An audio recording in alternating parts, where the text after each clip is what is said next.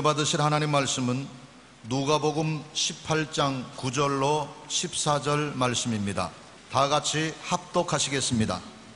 또 자기를 의롭다고 믿고 다른 사람을 멸시하는 자들에게 이 비유로 말씀하시되, 두 사람이 기도하러 성전에 올라가니 하나는 바리새인이요 하나는 세리라. 바리새인은 서서 따로 기도하여 이르되, 하나님이여, 나는 다른 사람들 곧 토색, 불의, 간음하는 자들과 같지 아니하고 이 세리와도 같지 아니함을 감사하나이다. 나는 일에 2번씩 금식하고 또 소득의 11조를 드리나이다 하고, 세리는 멀리 서서 감히 눈을 들어 하나님을 쳐다보지도 못하고 다만 가슴을 치며 이르되, 하나님이여, 불쌍히 여기소서, 나는 죄인으로소이다 하였느니라. 내가 너희에게 이르노니 이에 저 바리새인이 아니고 이 사람이 의롭다 하심을 받고 그의 집으로 내려갔느니라. 무릇 자기를 높이는 자는 낮아지고 자기를 낮추는 자는 높아지리라 하시니라. 아멘. 저는 오늘 여러분과 함께 십자가와 인간관계라는 제목으로 말씀을 나누겠습니다. 인간이 사는 세상에는 항상 갈등과 대결이 끊이지 않습니다. 에덴 동산에서부터 시작해서 이미 아담은 하와를 원망하고 하와는 아담을 원망하고 부부간에 갈등이 있었습니다.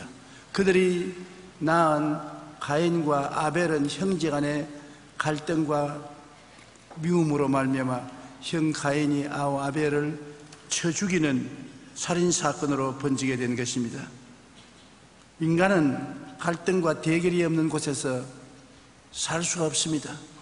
저는 많은 편지를 받고 있는데 그 편지에 보면 가정의 문제를 가지고 해결을 바라는 편지가 많습니다. 거기에 보면 부부간에 갈등과 대결이 있는 가정들이 너무나 많아요.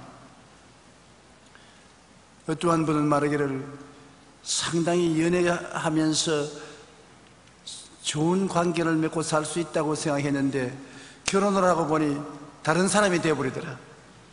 연애 걸 때야 잘 보이려고 온갖 아양을 다 뜨니까 모르지요. 결혼이란 실제 생활에 들어가니까 다른 사람이 되었다는 그런 글을 적은 사람도 있습니다. 오직 갈등과 대결을 극복하고 용서와 사랑으로 살아갈 수 있는 길은 우리가 간절히 찾지 않으면 안 됩니다. 그 길이 다른 데 있지 않습니다.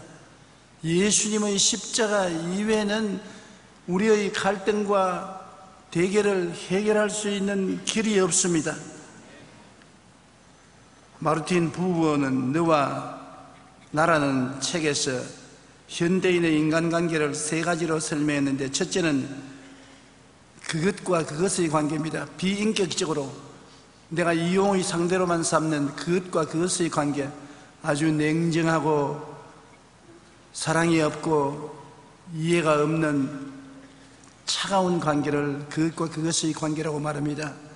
또 둘째는 나와 그것의 관계인 것입니다.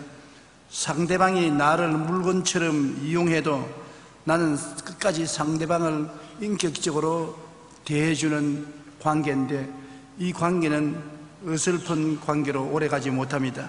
셋째 관계는 너와 나의 관계인 것입니다. 나도 당신을 인격적으로 대해주고 당신도 나를 인격적으로 대해주세요. 너와 나의 인격적인 관계, 이것이 인간으로서 가질 수 있는 가장 최선의 관계인데, 그 관계도 언제나 미움과 원한과 갈등이 들어와서 파괴하는 것입니다. 그러므로 이를 위해서 인간관계를 중매하고는 촉매자가 필요한데, 그 촉매자가 바로 영원한 너, 즉 예수 그리스도인 것입니다. 우리가 예수님을 통해서 서로를 바라볼 때 비로소 갈등과 대결을 극복하고 인격적으로 상대방을 바라보며 용서와 사랑으로 살아갈 수 있습니다. 우리가 첫째로 마음이 병든 사람이 어떠한 현상을 가지고 있는가를 알아보십시다. 마음에 병든 사람은 모든 것을 미움과 원한의 색안경을 쓰고 봅니다. 마음에 미움이 꽉 들어차고 원한이 꽉 들어차서 미움과 원한을 풀어놓지 않습니다. 미움과 원한이라는 색안경을 끼고 보니까 모든 사람이 부정적이고 비평적으로 보이며 악의에 깍들어 찬 말과 행동을 하게 되는 것입니다. 누가복음 6장 45절에 선한 사람은 마음에 쌓은 선에서 선을 내고 악한 자는 그 쌓은 악에서 악을 내나니 이는 마음에 가득한 것을 입으로 말합니다. 사람의 말을 들어보면 그 마음에 무엇이 있는지 알 수가 있는 것입니다. 마음에 선한 사람은 선한 말을 하는데 마음이 악한 사람은 미움과 원한과 부정적인 말을 합니다. 사람의 마음에서 나오는 것은 악한 생각, 곧 음란과 도둑질과 살인과 간음과 탐욕과 악독과 속임과 음탕과 질투와 비방과 교만과 우매함이라고 하는 것입니다. 이것이 타락한 사람들의 부패한 마음속에서 나오는 것입니다. 중국 북부의 한 마을에서 한 남자가 자신을 버린 부인에 대한 복수로 결혼식장에 폭탄을 가지고 와서 던졌습니다. 자기 부인도 그곳에 없고 자기 자식들도 없는데 괜히 나무 결혼식에 가서 폭탄을 내어 던졌습니다. 그러므로 그 폭탄으로 말미암아 수많은 사람이 죽었습니다. 우리나라에서도 지난 6월에 한 남자가 술을 마시고 자다가 갑자기 집을 나간 아내 생각에 화가 나서 밖으로 나가 자기 아내하고 닮은 여자가 지나가는 것을 잡아서 죽여버렸었습니다. 억울하게 그건 잡혀 죽였습니다. 악한 마음에서 일어나는 우발적인 행동인 것입니다. 최근 우리나라는 2008년 논현동 고시원의 방화 및 살인 사건을 비롯해서 자신의 분노와 화를 삭히지 못해 낯선 사람들에게 끔찍한 일을 저지르는 묻지마 살인이 너무나 많이 횡행하고 있습니다. 오늘날 사람들은 미움과 원한의 마음이 짓눌리면 모든 것을 색안경을 쓰고 보면서 부정적이고 비평적이며 악의에 꽉 들어 찬 생각과 말을 합니다. 심지어 살인과 같은 끔찍한 일을 저지르기도 하는 것입니다. 잠언서 14장 11절에 노하기를 속히 하는 자는 어리석은 일을 행하고 악한 계교를 꾀하는 자는 미움을 받느니라고 말씀하고 있습니다. 이해와 동정과 사랑하는 마음을 갖기 위해서는 우리가 예수님의 십자가를 가슴에 품고 성령님의 능력으로 변화를 받지 않고는 도저히 안 됩니다. 교훈을 하고 가르치고 부탁을 한다고 악한 마음이 변화되지 않습니다. 예수님이 들어오셔서 성령이 변화를 시켜줘야 되는 것입니다. 밥이 먹기 싫은 사람을 자꾸 밥 먹으라 한다고 먹어지나요? 배가 고프면 밥을 먹게 되는 것처럼 성령이 마음속에 변화되고 싶은 마음을 일으켜 주시고 변화의 능력을 주셔야 변화되는 것입니다. 갈라디아서 2장 20절에 내가 그리스도와 함께 십자가에 못 박였나니 그런즉 이제는 내가 사는 것이 아니요 오직 내 안에 그리스도께서 사시는 것이라. 이제 내가 육체 가운데 사는 것은 나를 사랑하사 나를 위하여 자기 자신을 버리신 하나님의 아들을 믿는 믿음에서 사는 것이다. 그러므로 내 힘으로 안 되지 않습니까? 예수님과 함께 십자가에 못 박이고 예수님께서 내 안에 대신 사라지고 주인으로 앉아 있을 때 내가 변화된 삶을 살아갈 수 있는 것입니다. 2000년 전에 갈보리 십자가에 매달린 예수님은 성령을 통하여 오늘날 현재 이 자리에 내 마음속에 그 십자가의 고난과 부활을 연속하고 있는 것입니다. 여러분 마음속에 지금 성령으로 예수님이 십자가에 함께 못 박여 죽으시고 예수님과 함께 부활하는 역사를 일으키고 있는 것입니다. 이런 능력이 실제로 그리스도의 복음 안에 우리 속에 있는 것입니다. 러시아의 대문호인 톨스토이는 귀족 출신으로 부귀와 영화를 누리고 그의 작품으로 많은 갈채를 받았지만 늘 만족이 없었습니다. 세상의 부귀, 영화, 공명을 다 가지고도 마음에 늘 불안하고 고통스러웠었습니다. 그는 죄에 대한 공포와 불안한 마음으로 늘 부정적이고 비판적이었습니다.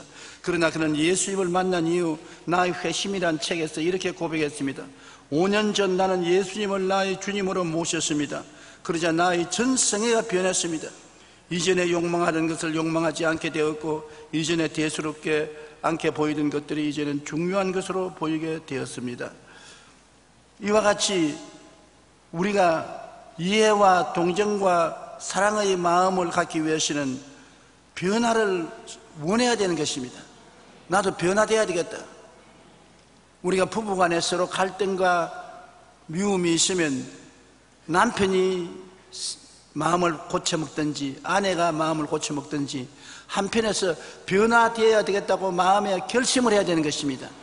아무리 남편이 변화받으셔야 한다고 변화 안 됩니다. 아내가 남편 보고 당신 변화돼야 됩니다. 변화되면 더 악화됩니다.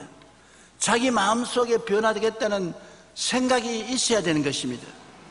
자기의 이기주의적인 삶의 태도를 회개하고 잘못을 빌고 하나님, 내 힘으로는 변화가 안 됩니다.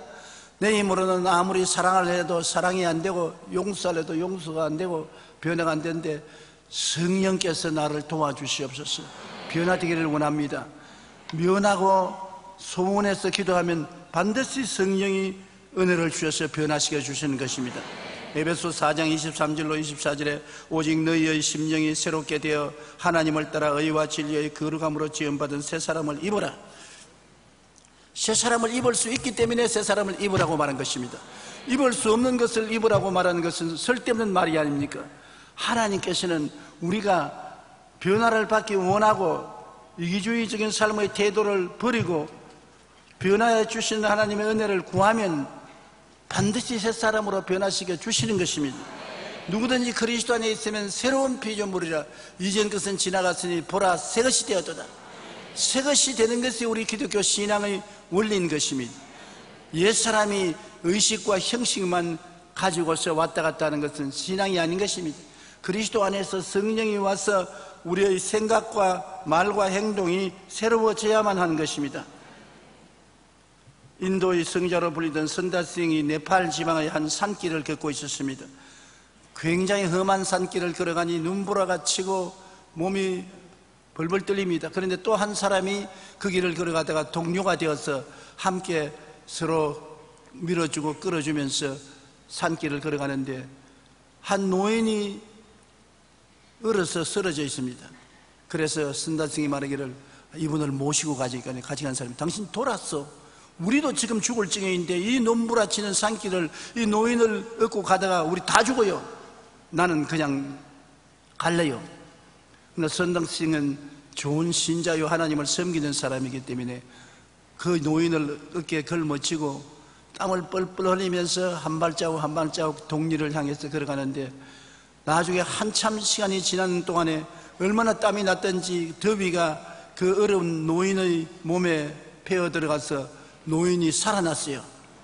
살아난 노인을 업고서 기어서 가다시피 갔는데 독립고에 가니까 빳빳 얼어서 죽어있는 시체가 하나 있어요. 누군가 보니까 먼저 버리고 혼자 달아난 사람이 얼어 죽어 있습니다. 사람은 함께 가면 삽니다. 혼자 가겠다면 죽습니다. 서로 연결되어 있어야 되는 것입니다. 영국 런던에서 태풍이 불어왔을 때 정부에서 식목을 한 나무들이 모조리 다 뿌리가 뽑혀서 죽었습니다. 굉장한 피해를 입었습니다. 그래서 전문가에게 물었습니다. 왜 나무를 정부에서 많은 돈을 들여서 심었는데 이 태풍에 다 뽑혔느냐? 그러나 산에 총총히 심어있는 나무는 한 그루도 안 뽑혔습니다.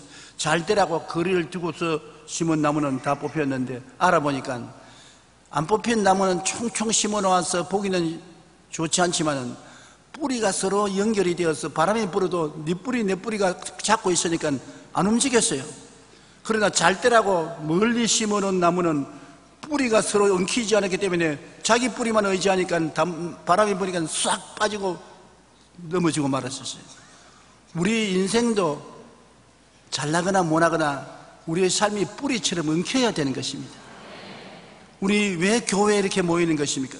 내 혼자 예수 믿어도 믿을 수 있는데 시험과 환난을 당하면 쓰러집니다. 그러나 한두 사람 모이면은 서로 뿌리가 연결되어서 서로 밀어주고 붙들어주며 넘어지지 않습니다.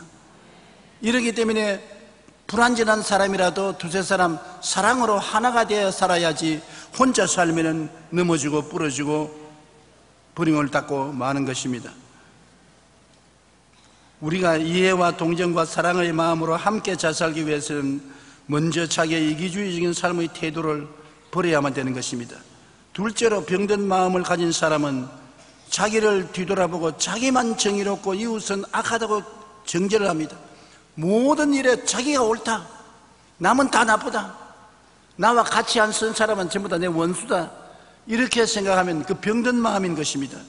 너희 중 죄 없는 자가 먼저 돌로 치라는 예수님의 말씀을 한번 들어보십시다.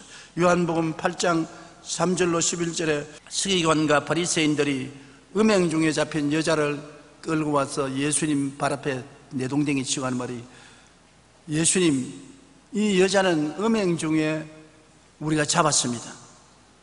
모세의 율법에는 행음하는 자는 잡아서 돌로 쳐 죽이라고 했는데 당신은 어떻게 하겠습니까? 자꾸 묻습니다. 그 예수님께서 엎드려서 글로서 손가락으로 글을 적다가 허리를 펴서 그 사람들을 쳐다보고 큰 사람부터 작은 사람까지 한 사람 한 사람 눈을 맞춰보고 난 다음, 당신들 중에 죄가 없는 자가 돌을 쳐서 이 여자를 먼저 치시오. 그러고 난 다음에 허리를 굽혀 또 손가락으로 적기 시작했습니다. 뭘 적었다고 말은 안 하지만 쉽게 추측할 수 있습니다. 주님이 적은 것은 십계명을 적었다고 확신합니다. 그런데 돌을 치려고 손에 돌을 쥐고 온 그 사람들이 예수님 어깨너머로 적는 것을 보니까 십계명을 적는데 모두 다 양심의 가책을 느꼈습니다. 왜냐하면 자기가 돌을 들어 여자를 치고 난 다음에는 예수님이 그 돌을 들고 자기를 쳐도 어찌할 도리가 없습니다. 죄를 짓지 않은 의인은 한 사람도 없기 때문에 모든 사람이 죄를 지었으므로 남을 정죄하면 자기도 정죄받아야 되는 것입니다. 한두 사람 돌멩이를 버려두고 설머시 빠져서 다 나가버리고 난 다음 한참 만에 예수님이 허리를 펴서 보니 아무도 없습니다. 예수님께서 이 여자를 보고, 여자여, 너를 정죄하는 자가 어디 있느냐? 대답하되, 예수님, 없나이다. 그런 주님께서, 나도 너를 정죄하지 않으니 집에 가서 죄 잊지 말라. 주님은 정죄하기 위해서 오지 않았습니다. 주님은 살리려 왔던 것입니다. 죽이기 위해서 오지 않았습니다. 우리는 너무 이웃을 정죄하고 죽입니다. 짓밟습니다. 예수님은 죽이지 않고 짓밟지 않고 어찌하든지 용서와 사랑을 해서 살리려고 하는 것입니다. 도적이 오는 것은 도적질하고 죽이고 멸망시키는 것뿐이요, 내가 온 것은 양으로 생명을 얻게 하되 더 풍성히 얻게 하려 왔다고 말씀하는 것입니다. 마귀는 나쁜 마귀지만 예수님은 좋은 예수님이신 것입니다. 남을 정죄하는 사람은 마귀와 연합되어서 남을 정죄합니다.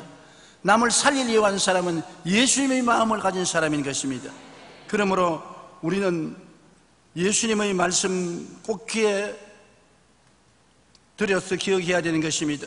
어떤 바리새인과 세리에 대한 이야기를 오늘 여러분 성경을 읽었지요. 누가복음 18장 9절로 14절, 자기를 의롭다게 하고 믿고 있는 바리새인이 성전에 기도하러 갔습니다.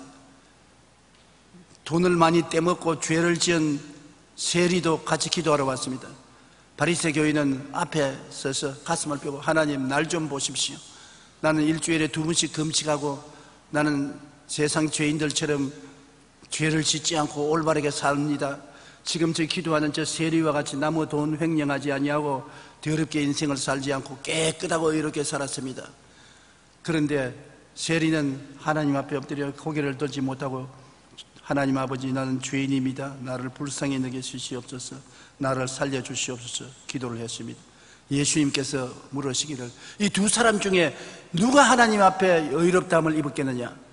세리는 정죄를 받아야 할 것인데 주님께서 저들이 기도를 마치고 나갈 때 바리새인보다도 이 세리가 하나님 앞에 더 의롭다함을 입고 나갔다고 말하는 것입니다. 자기를 높이는 자는 낮아지겠고 자기를 낮추는 자는 높아지라고 말씀하는 것입니다. 그렇기 때문에 우리는 자기가 의롭고 거룩하고 참되게 살았다고 할지라도 하나님 눈으로 볼 때는 죄투성입니다. 자기가 자기를 보니까 의롭게 보지요. 죄를 알지도 못한 하나님 보실 때는 죄투성인 것입니다. 우리의 힘으로 아무리 노력하고 애써도 죄에서 해방될 수 없습니다. 예수님께서 우리의 죄를 짊어지고 십자가에서 처참하게 심판받았지 않습니까? 우리 죄가 그만치 무서운 것입니다. 하나님께서 우리 죄를 그냥 용서할 수 없어요. 죄의 값은 사망으로 심판을 받아야 되는데 예수님이 대신 심판을 받고 피를 흘려 우리 죄를 짊어지고 누구든지 저를 믿으면 용서와 의를 주시는데, 의롭다는 말이 무슨 말입니까? 우리 세상에는 그냥 의로운 생각과 말과 행동하는 사람으로 보는데, 성경대로 하나님 앞에 의롭다는 말은 평생에 한 번도 죄를 안 지은 상태를 의롭다고 말하는 것입니다. 죄 많은 우리가 예수를 믿으면 하나님 앞에 평생에 한 번도 죄를 안 지은 사람처럼 취급을 해주는 것입니다. 그게 진짜 의미다. 조금이라도 죄가 있으면 의롭지 못합니다. 그러니 하나님의 은혜가 얼마나 큽니까? 예수님을 믿고 나오면 여러분 한평생 한 번도 죄를 안 지은 사람처럼 하나님이 취급을 해주시고, 그리고 하나님 앞에 부끄럼 없이 설 수 있는 자격을 주시는 것입니다. 죄가 있으면 부끄럽지 않습니까? 부끄럼 없는 자격을 갖고 하나님 앞에 설 수 있는 사람이 의로운 사람인 것입니다. 오늘날 그러한 의로움을 얻는 것은 사람의 힘으로 안 되는 것입니다. 예수님의 보혈밖에는 없는 것입니다. 그러므로 나의 죄를 씻기는 예수의 피밖에 없네. 다시 정케되기도 예수의 피밖에 없네. 예수님의 피 이외에는 우리를 의롭게 할 능력이 없는 것입니다. 로마서 13장 8절로 10절에 피차 사랑의 빛 외에는 아무에게든지 아무 빛도 지지 말라. 남을 사랑하는 자는 율법을 다 이루었느니라. 간음하지 말라, 살인하지 말라, 도둑질하지 말라, 탐내지 말라 한 것과 그 외 다른 계명이 있을지라도 내 이웃을 내 자신과 같이 사랑하라 하신 그 말씀 가운데 다 들었느니라. 사랑은 이웃에게 악을 행하지 아니하나니 그러므로 사랑은 율법의 완성이니라. 사랑이 제일입니다. 내가 무슨 일을 하더라도 사랑이 없으면 하나님 앞에 효과가 없습니다. 하나님은 사랑을 제일로 느끼시는 것입니다. 하나님이 세상을 이처럼 사랑하사 독생자를 주셨지 않습니까? 예수님이 우리를 이처럼 사랑하사 우리 죄를 짊어지고 몸짓고 피 흘려 십자가에 죽으시지 않습니까? 예수를 믿고 하나님의 자녀가 된 사람은 하나님의 성품인 사랑을 가지고 살아야 되는 것입니다. 사랑은 남을 해치지 않습니다. 사랑은 허다한 허물을 덮습니다. 사랑은 언제나 격려하고 위로하고 힘을 줍니다. 그러므로 사랑 아니고 아무리 의롭게 행한다고 해도 인정받지 못하는 것입니다. 이러므로 여러분, 우리는 그리스도 안에서 사랑을 하고 살아야만 되는 것입니다. 셋째로, 마음이 병든 사람은 율법 제일주의로 나가는 사람인 것입니다. 무엇인지 율법으로 판단해요. 자기가 생각하는 율법의 척도를 가지고 남을 판단하는 것입니다. 율법으로서 판단하는 사람은 저주를 받습니다. 갈라디아서 3장 10절에 무릇 율법 행위에 속한 자들은 저주 아래에 있나니 기록된 바 누구든지 율법책에 기록된 대로 모든 일을 항상 행하지 아니하는 자는 저주 아래에 있는 자라 하였음이라. 내가 남을 율법으로 판단하면 자기도 율법 아래에 있기 때문에 저주 아래에 있는 것입니다. 하나님의 저주 아래에 있는 사람이 무슨 하나님께 축복을 받을 수 있는 것입니까? 율법은 여러분 남을 심판하고 판단하고 정죄하지만은 그 율법이 자기는 면해주느냐? 안 면해줍니다. 그러므로 율법은 저주를 가져오는 것입니다. 로마서 3장 19절로 20절에 우리가 알거니와 무릇 율법이 말하는 율법 아래에 있는 자들에게 말하는 것이니 이는 모든 입을 막고 온 세상으로 하나님의 심판 아래에 있게 하리 함이라. 그러므로 율법의 행위로 그의 앞에 의롭다 하심을 얻을 육체가 없나니 율법으로는 죄를 깨달음이라. 율법을 행하여 의롭다 할 육체가 없다고 말인 것입니다. 율법을 보면 전부 죄만 보입니다. 율법은 뭐와 같으냐? 거울입니다. 거울이 여러분 깨끗하게 화장시켜 줍니까? 얼굴에 때가 묻었으면 거울이 씻어줍니까? 옷이 찢어졌으면 거울이 찢어진 옷을 바로 고쳐줍니까? 거울은 우리의 잘못만 덜쳐내지 고쳐주지 않습니다. 율법은 거울입니다. 율법을 들여다보면 내 잘못만 보이지 나에게 용서와 의의 능력을 주는 것은 절대로 아닌 것입니다.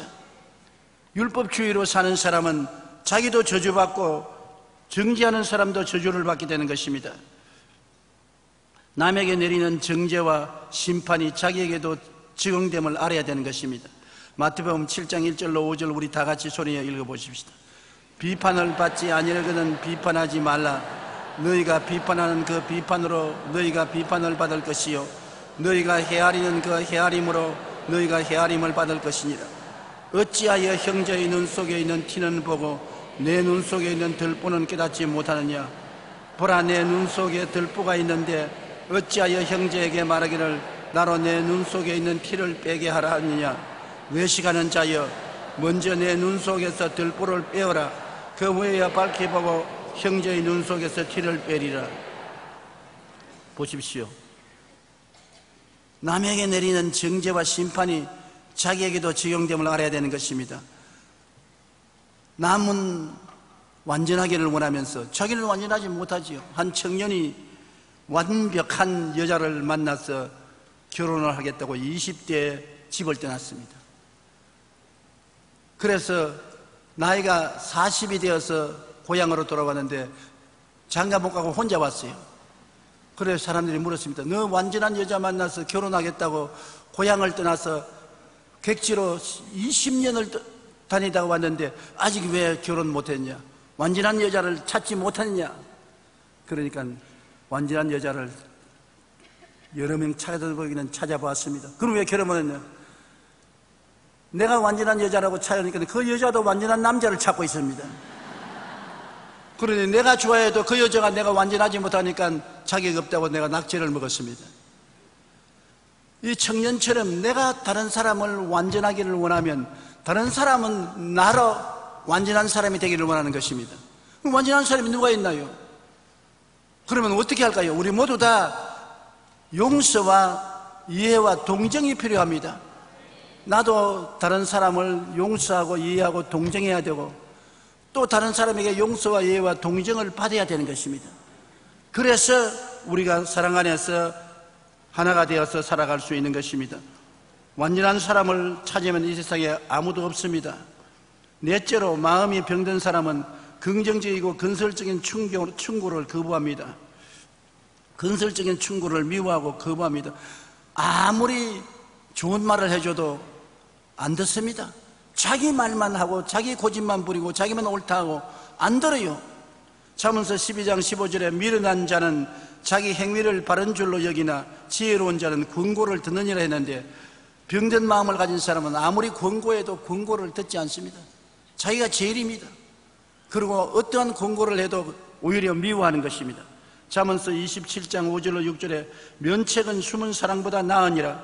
친구의 아픈 책망은 충직으로 말미암는 것이나 원수의 잦은 입맞춤은 거짓에서 난 것이라. 가장 이 세상에 어려운 것은 주위에 있는 어떠한 친구를 사귀고 있느냐 문제인 것입니다. 부하나 친구가 아부를 하고 자꾸 부정적인 말로서 귀에 속삭이는 사람을 가지고 있으면 절대로 바로 서지 못합니다. 정확하게 말을 보고해줘야 되고 귀에 듣기 좋은 말만 갖다 주면은 올바른 판단을 할 수가 없는 것입니다. 오늘날 많은 문제는 주위에 아부꾼들만 모아놓고 그들의 말에 기울이기 때문에 문제가 생기는 것입니다. 내게 아부하는 사람의 말만 듣고 충고하는 사람의 말은 안 듣습니다. 그래서 잘못된 길을 가게 되는 것입니다. 잠언서 17장 4절에 악을 행하는 자는 사악한 입술이 하는 말을 잘 듣고 거짓말을 하는 자는 악한 혀가 하는 말에 귀를 기울인다. 사악한 입술의 말을 잘 듣는 거짓말은 악한 혀가 하는 말에 귀를 기울이는 사람이 거짓된 사람인 것입니다. 골로새서 3장 22절로 23절에 종들아 모든 일에 육신의 상전들에게 순종하되 사람을 기쁘게 하는 자같이 눈가림만 하지 말고 오직 주를 두려워하여 성실한 마음으로 하라. 무슨 일을 하든지 마음을 다하여 죽게 하듯 하고 사람에게 하지 마라. 눈가림만 하고 아부를 하지 말고 주님 앞에서 정직하고 성실한 마음으로 하듯 그렇게 하라는 것입니다. 아부는 제일 처음 듣기에는 좋은 것 같으나 나중에 독이 꽉 들어차 있습니다. 진실하고 정직하고 참된 이야기에 귀를 기울여야 돼요. 우리가 세상을 살면서 진실한 말을 가장 잘해줄 사람이 가정의 아내인 것입니다. 아내는 남편에게 진실한 말을 하지 아부하지 않습니다. 남편은 아내에게 진실한 이야기하지 아부하지 않습니다. 잘 못났는데도 이웃 사람은 잘났다, 제일 미인이다, 참 맵세 좋다, 그 말은 굉장히 듣기 좋지요. 남편은 너무 잘난 체 하지 마라, 별로 잘나지 못했다, 겸손하고 온유한 마음을 가지라, 듣기 싫지요. 저도 지금까지 살아오면서 뒤를 돌아보면 내게 와서 아부하는 것은 귀가 듣기가 좋습니다. 그런데 내게 와서 참말을 한 사람은 나쁜 놈, 지는 이런 마음이 생기니까 고약하지 않습니까? 사람이 세월이 흘러가고 나이를 먹으면 말을 들을 때 아부하는 말도 듣고 참말을 하는 말도 듣고 잘 듣고 난 다음 올바른 판단을 해야지, 자기가 올바른 판단을 내리지 아니하고 아부한 말만, 귀에 듣기 좋은 말만 따라가고 싫은 말, 충고하는 말은 미워한다면 수렁에 빠지는 것입니다. 오늘날 판단을 잘못하는 사람들 굉장히 인생에 고달픈 삶을 살게 되는 것입니다. 미움과 원한과 대결의 쓴물을 달게 할 도리가 없습니다. 예수님만이 하나님과 인간의 원수된 관계를 청산하고 인간과 인간관계 모리의 미움, 분노를 중화시키는 십자가의 능력을 나타낼 수 있는 것입니다. 모세가 수르광야에서 쓴물을 나무가지를 던져 달게 한 것처럼 예수님의 십자가를 우리 쓴물이 가득한 마음에 끌어안고 던지면 쓴물이 달아지는 것입니다. 예수님의 십자가 이외에는 우리가 용서와 의와 사랑으로 달라질 힘이 없습니다. 주님의 십자가를 나도 지고 인생을 사는 길만이 새로운 삶을 살아갈 수가 있는 것입니다. 힘으로도 능으로도 되지 않고 예수님의 십자가로 말미암아 되는 것입니다. 저는 용혜원 님의 누군가 행복할 수 있다면이라는 시를 읽고 마음에 큰 위로를 받은 적이 있습니다. 한번 들어보십시오. 나로 인해 누군가 행복할 수 있다면 그 얼마나 놀라운 축복입니까? 내가 해준 말 한마디 때문에, 내가 준 작은 선물 때문에, 내가 베푼 작은 친절 때문에, 내가 감사한 작은 일들 때문에 누군가 행복할 수 있다면 우리는 이 땅에 살아갈 의미가 있습니다. 나의 작은 미소 때문에, 내가 나눈 작은 봉사 때문에, 내가 나눈 사랑 때문에, 내가 함께 해준 작은 일 때문에 누군가 기뻐할 수 있다면 내일을 소망하며 살아갈 가치가 있습니다. 우리는 예수님의 십자가 사랑 안에서 작은 예수로서 그 사랑을 실천하고 따를 때 용서하고 사랑하며 살아갈 수가 있는 것입니다. 병든 마음을 그대로 내버려 놓지 마십시오. 마음의 미움과 원한을 반드시 달게 만들어야 되는 것입니다. 미움과 원한을 가지고 있으면 나도 불행하고 이웃도 불행하고 어느 곳에 가나 싸움을 일으키는 것입니다. 마음에 미워하는 사람이 있으면 예수 십자가 앞에서 오늘 용서하십시오. 원한을 가진 사람이 있으면 예수님 앞에서 오늘 이 시간에 다 잊어버리십시오. 우리는 좋은 일은 기억하되 나쁜 일은 빨리 보혈로 씻고 잊어버리는 것이 좋습니다. 그래서 예수님의 십자가를 끌어안고 항상 용서와 사랑을 가지고 사는 여러분 되시기를 주의 이름으로 축원합니다. 우리 기도드리겠습니다. 사랑이 많으신 우리 하나님 아버지, 우리는 이 땅에 살면서 미움과 용서하지 못한 마음을 가지고 삶으로 수많은 슬픔과 고통이 우리의 생활 속에 다가옵니다. 병든 마음을 가진 사람이 오늘날 이 세상에 얼마나 많은지 모릅니다. 나가 병들고 남편이 병들고 아내가 병들고 자식들의 마음이 병들어서 고통이 다가오는 개인과 가정이 얼마나 많습니까? 아버지여, 십자가 이외에는 이 병을 고칠 수가 없는 것을 알고 예수 십자가를 끌어안고 하나님의 도움을 간구하게 도와주시옵소서. 하나님 아버지, 오늘 이 시간에 우리 주님 앞에 우리가 고개를 숙여 싸우니 예수님 십자가를 통해서 우리의 마음의 쓴물을 달게 만들어 주시옵소서. 마음의 평안과 기쁨이 가득 차게 도와주시옵소서. 예수님 이름으로 기도드립니다. 아멘.